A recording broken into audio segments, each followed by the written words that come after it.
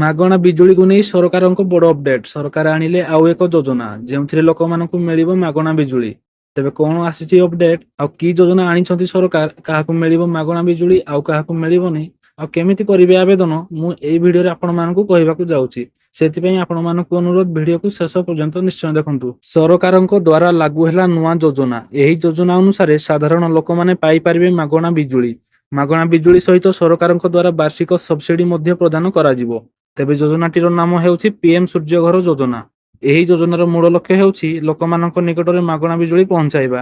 କେନ୍ଦ୍ରମନ୍ତ୍ରୀ ପ୍ରହ୍ଲାଦ ଯୋଶୀ ଏକ୍ସରେ ଏହି ଯୋଜନା ବିଷୟରେ ପ୍ରକାଶ କରିଛନ୍ତି।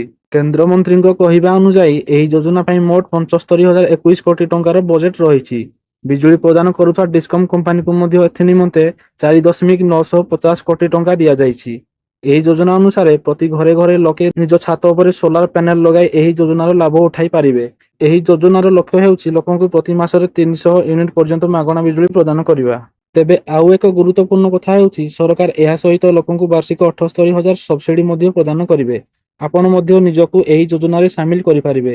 ଯଦି ଆପଣ ଏହି ଯୋଜନାର ଲାଭ ଉଠାଇବାକୁ ଚାହୁଁଥାନ୍ତି ତେବେ ଆପଣଙ୍କୁ ପ୍ରଥମେ ଅନଲାଇନରେ ଏହାର ଅଫିସିଆଲ ୱେବସାଇଟ pm.suryaghar.gov.in ରେ ରେଜିଷ୍ଟ୍ରେସନ କରିବାକୁ ପଡ଼ିବ। ଏହା ସହିତ ପ୍ରୁଫ୍ ଭାବେ Aadhaar card, income certificate, passport size photo ଏବଂ ପୂର୍ବ ବିଜୁଳି ବିଲର ଆବଶ୍ୟକତା ରହିଛି। ତେବେ ଯଦି ଆପଣ ଏହି ଯୋଜନାରେ ଆପ୍ଲାଏ କରି ମାଗଣା ବିଜୁଳି ପାଇବାକୁ ଚାହୁଁଛନ୍ତି ତେବେ ଆପଣଙ୍କୁ ଏହି ସବୁ ଡକୁମେଣ୍ଟ ସହିତ ପ୍ରଥମେ ଏହାର ଅଫିସିଆଲ ୱେବସାଇଟକୁ ଯାଇକି ରେଜିଷ୍ଟ୍ରେସନ କରିବାକୁ ପଡ଼ିବ। ଏହାର ଅଫିସିଆଲ ୱେବସାଇଟର ଲିଙ୍କ ମୁଁ ଆପଣମାନଙ୍କୁ ଡେସ୍କ୍ରିପସନ ବକ୍ସରେ ଦେଇଦେଇଛି। ଆପଣମାନେ ଯାଇକି ଭିଜିଟ୍ କରି ଆପ୍ଲାଏ କରିପାରିବେ।